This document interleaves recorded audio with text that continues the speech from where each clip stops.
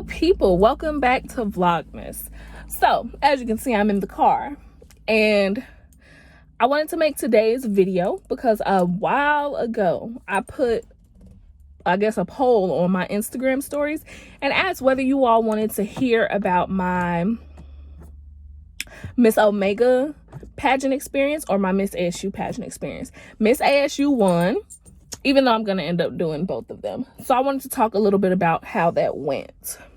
So let's start from the beginning. The day of the pageant, we had a private interview with the judges, and that weighs the most in the whole process because they want to make sure that you can answer questions intelligently and speak properly on behalf of the school. So cool. We did that earlier in the day. And then afterwards, we went to the Acadome, which is like the big place that the pageant was held on my campus. And funny story, that is the day that I no longer had a nose piercing. I used to have a nose piercing. I got it when I was a freshman in college. And I ended up taking it out junior year when I did the pageant because I didn't know if like it would look bad to have it in during the interview. So I took it out and then I forgot to put it back in. So there you go. That's a fun fact. Sorry, my hair is just like, I feel like it looks weird. And I was trying to make it look not weird. Okay. So yes, after the interview, went to the Acadome and prepared for the pageant. The first thing we did in the pageant, of course, was the opening number. And our music, something happened and they didn't have our music. How? I don't know. Don't ask me. But really, if everything goes right when you're doing something like that, then there's something fishy. Like, I feel like in things like that, something always goes wrong. And that was the thing that definitely went wrong. So yeah, we didn't have any music for our opening number, so we didn't get to do the number that we learned. We learned a whole dance routine and everything. Didn't get to do it. I was very disappointed because I loved the dance and I really wanted to do the dance, but whatever, couldn't control that. Next, we had fitness. This was my least favorite part of the pageant because as you can see, like I love going to the gym and doing different stuff, but it's like, I'm not necessarily a person who looks super fit. So I'm just thinking like, how do I portray fitness on a pageant stage? Now, if they had, you know, some barbells and some weights, like I could have did a little bench press squat for you or something. I could do a little snatch and squat. But we didn't have that. So I was thinking like, man, what do I do? Like, y'all, I went and bought this jacket that was black and gold because that was our school colors. I had a jump rope, so I'm like, bet. I'm about to use this jump rope, and I did something. It was something. So I'm embarrassed to show this clip. I am, but we're being transparent or whatever. So here it is. Next category was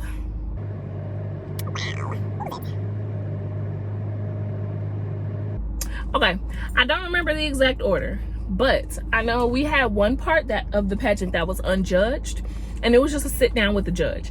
I think this was honestly my favorite part of the pageant because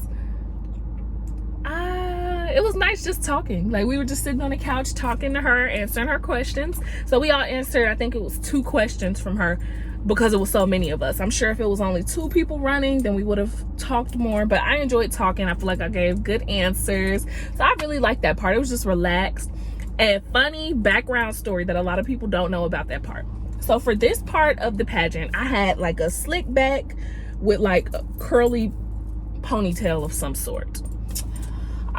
That wasn't supposed to be my intended style. I forgot what I was trying to do, but I ended up having to like finesse that because I thought that I left. Oh, I think I wanted to do, no, I can't remember. Oh, no, I remember now. Okay, so I wanted to do like this longish Marley ponytail. Like it was gonna be like kind of like on the top of my head ponytail. Just it looked like a natural blown out ponytail or a kinky ponytail. And y'all, I thought that I left the hair for it in my room. So my best friend, that was also my campaign manager, literally sprinted. If you know my best friend, you know she's small. Matter of fact, we have a video together. Go check that out. This girl sprinted back to my room, which is probably a decent 5-minute walk. Nah, a decent 8-minute walk from the Acadome. She sprinted to my room, took my keys, went in my room, and came back with hair. Y'all, the hair was in my bag the whole time. When I said she came back literally sweating, breathing hard, she literally sprinted there and back. Like, that's a best friend, okay? Because any other best friend probably would have been like, well, sis, I don't know what you're gonna do. Let's figure out something different. So yes, that was crazy. That was real crazy. Okay. Another part of the pageant was talent. My talent song. So funny story, that wasn't the song that I wanted to sing. Originally, I wanted to sing Masterpiece by Jasmine Sullivan. And the pageant coordinator, I guess he was like, you know, that song isn't classic and the judges might not identify with it, you know, so sing like a classic song that the judges will know regardless of age or whatever like that. So I'm like, okay. He sent me a list of songs. I listened to them all and I ended up picking If I Could by Regina Belle. Love the song, but I'm a person who has to drill songs for me to remember the words and know how I want to sing it. So it was the day of. I'm still listening to the song, trying to remember the words. Like, it was that bad. I know. I wouldn't advise to do that.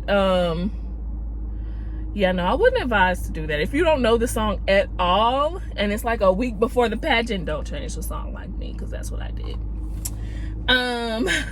But I sang it. It went okay. Because I wasn't confident in the song, and I hadn't sung the song full out a lot of times, I have been a lot more comfortable with other songs. And my background song, like my backup song, if I ever need to pull a song out of my repertoire notebook pocket or whatever, At Last by Etta James is like my jam. I can always sing that really well and really confidently. Like, I just had that. But another contestant for a different position was already singing that song, so I'm not gonna sing the same song. So the song came out well, and I'm always a really tough critic on myself when it comes to singing, but I put a piece in here. If I could, I'd try to help you through the hungry, but I know that I can never cry on me. Woo! But I would if I could. Because I was trying so hard to remember the words and remember how it went, I just didn't perform to my best ability. But whatever, that was that. I did the best I could with the circumstances that I was dealt. And then the final piece was the evening gown / question and answer. I remember my question was, if you could get your peers to go out and vote. No, how would you go out to get your peers? I don't know, but I'm gonna play it because I had a video. So here it is. Tasha's question will be coming from judge number 5, Dennis. Marshall, how would you help your peers get out and vote? To help my peers get out and vote, I would do something that we're used to, sort of like a midnight yell, something to get them excited about voting, because I know that it's something that everyone doesn't value simply because they feel, due to electoral college taking over, that our vote really doesn't count. I see you better go. So they know that even if our vote is less, it's important that we cast our vote.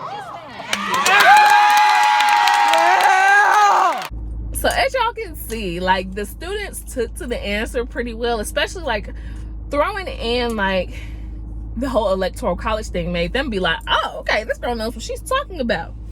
So I don't regret too much on my answer. The only thing is, like, I wish I would have expounded, because I use the term midnight yell. If you didn't go to ASU, you probably won't know what a midnight yell is. So I'm like, dang, afterwards when I listen back to it, I'm like, the judges might not know what I'm even talking about.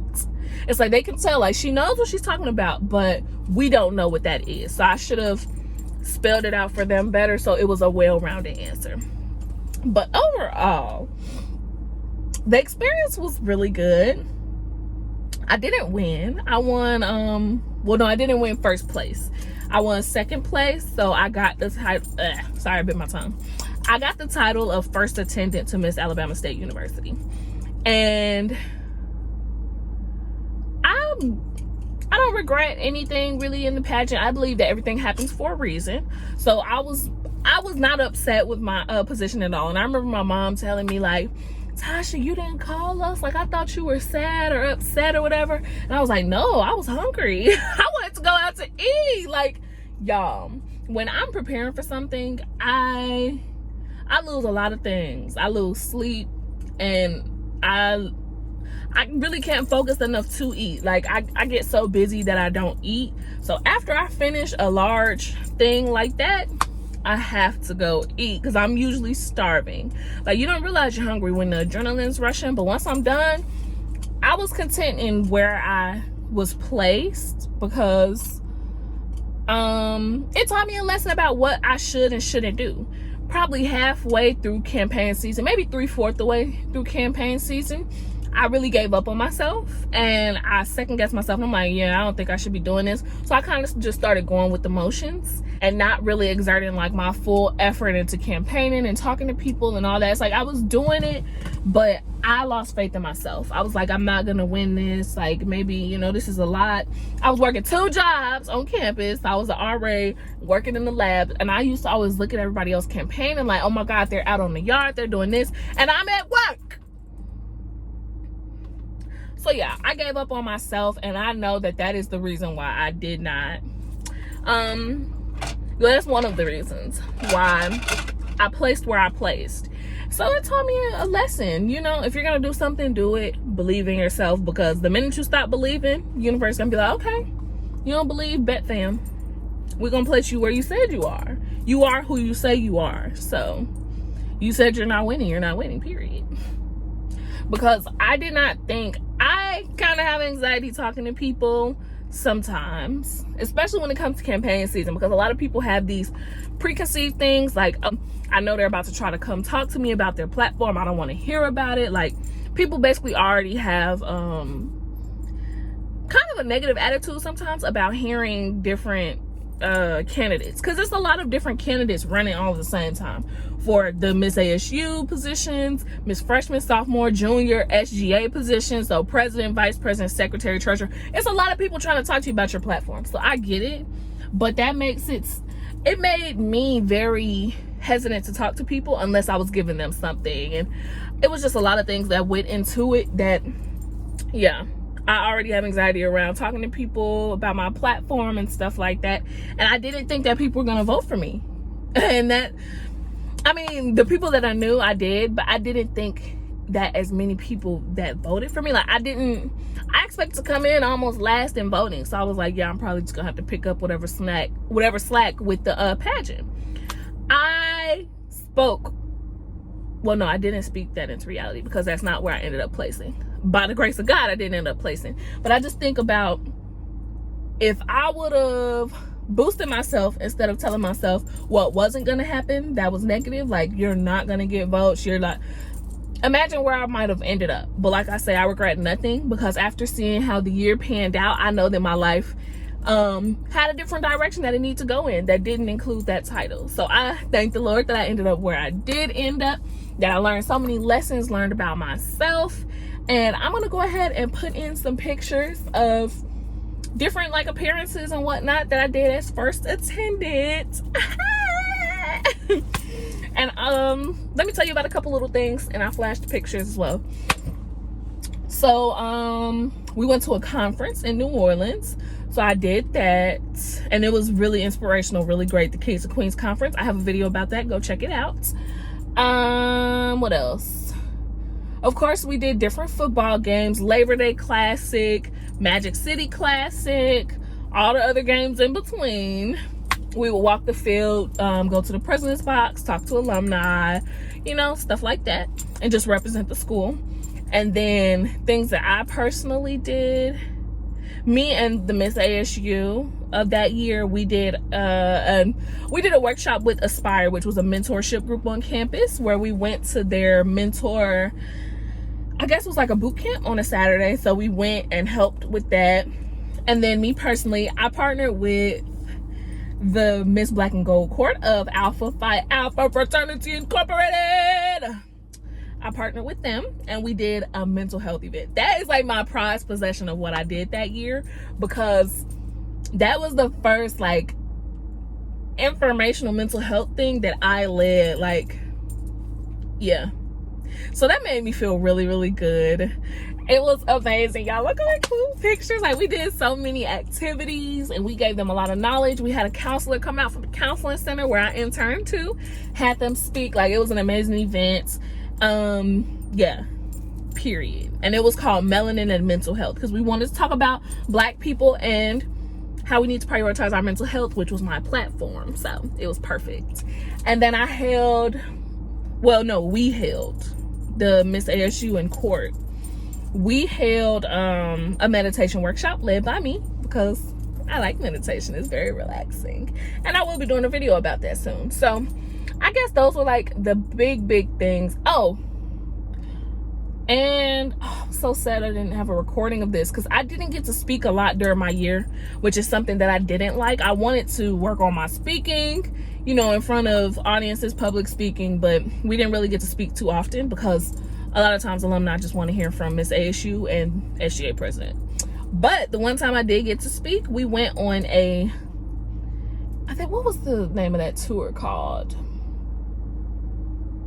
I think it was like the presidential tour, where we went to different high schools in different cities.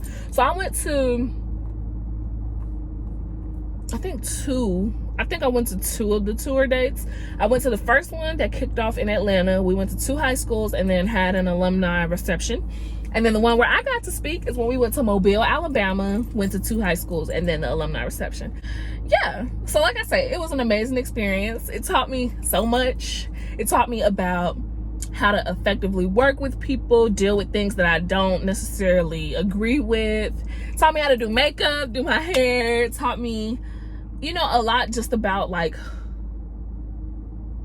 what, like, I guess womanly things, like, you know, tights, and like, I'm not a tomboy or anything, but it just taught me, I guess, some of the proper ways to do things.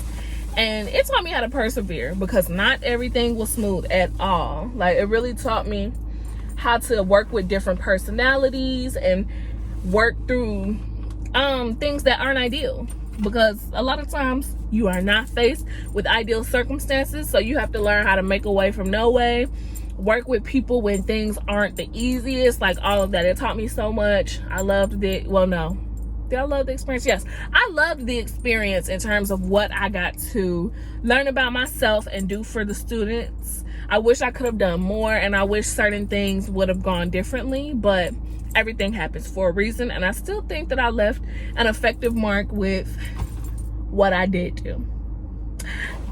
So that's it. Thank you guys so much for watching. Like, comment, subscribe, and tell me what you want to see. And come back tomorrow for another day of Vlogmas. Hit those notification bells so your YouTube will let you know when I post a video. Thank you so much. Have an amazing day. Do something great today, and do something for someone else, because we're not being selfish.